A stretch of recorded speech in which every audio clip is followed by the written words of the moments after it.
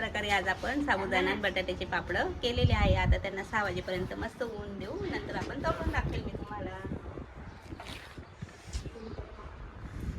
मस्त छान पैकी सुकलेले आहे. आता आपण ते तळून बघूया.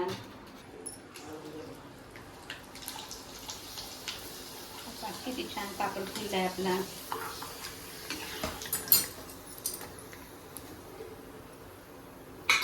पापडाचं तेल चांगलं निथळून घ्यायचं.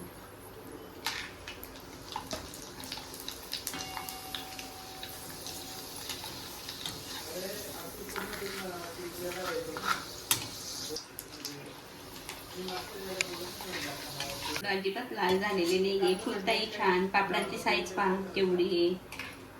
पापड तळून किती मोठा झालाय.